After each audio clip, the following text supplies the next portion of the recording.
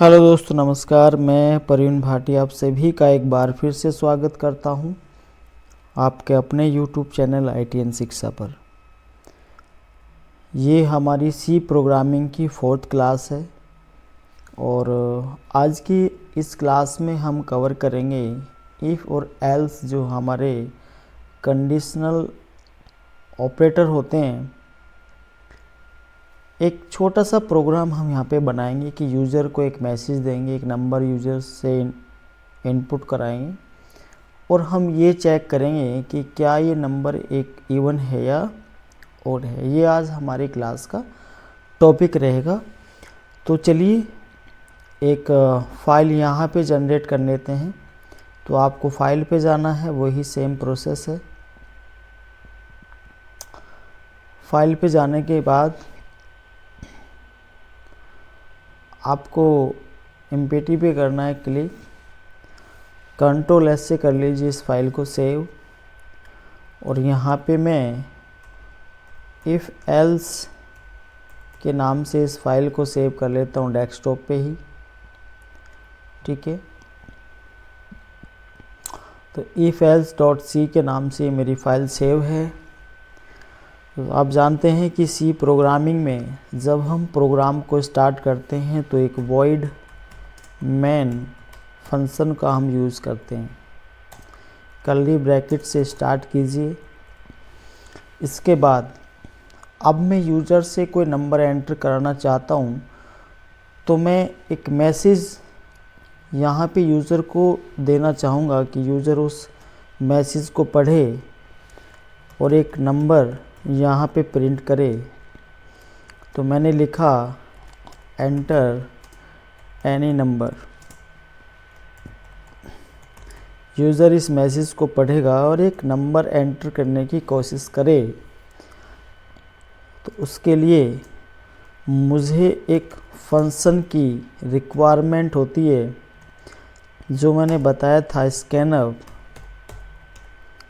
Scanf function का use होता है यूज़र के द्वारा दिए गए डाटा को रीड करने के लिए। ठीक है,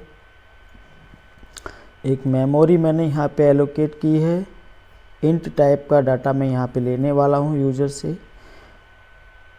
n% लगाने के बाद मैंने दिए गए यूज़र के डाटा को स्टोर कराया ए नाम के वेरिएबल के अंदर। यहाँ तक मेरा प्रोग्राम कंप्लीट हुआ कि यूज़र ने कोई डाटा इनपुट किया, उसको मैंने ए नाम की जो मेमोरी मैंने बनाई है उसमें मैंने उस डाटा को स्टोर करा दिया। ठीक है,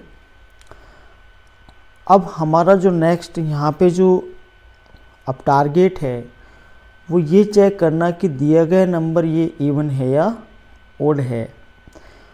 उसके लिए मुझे एक कंडीशनल ऑपरेटर का यूज़ करना होता है, जिसे कहते हैं इफ़। यदि जो ए नंबर है वो डिविजिबल है 2 से और मुझे इक्वल टू 0 अगर मुझे यहाँ पे मिलता है, तो उसके बाद यदि ये कंडीशन ट्रू होती है तो मुझे क्या प्रिंट होना चाहिए? मुझे प्रिंट होना चाहिए यहाँ पे इवन नंबर। इवन नंबर अगर यूज़र के द्वारा दिया गया नंबर 2 से डिवाइड होने के बाद मुझे रिमाइंडर अगर 0 मिले तो प्रिंट हो इवन नंबर। यदि ये कंडीशन ट्रू नहीं होती तो क्या प्रिंट होना चाहिए? उसके लिए हम एल्स यूज़ करते हैं और कर्ली ब्रैकेट लगाने के बाद मैं यहाँ पे प्रिंट कराना चाहूँगा ओड नंबर। ठीक है, चलिए मैंने एक प्रोग्राम बनाया। यूज़र इस मैसेज को रीड करे, उसके बाद कोई नंबर एंटर करे।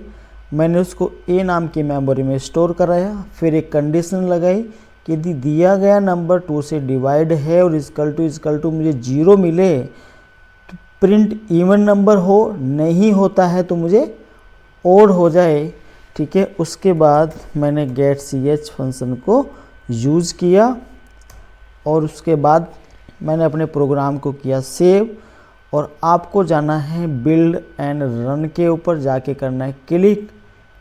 चलिए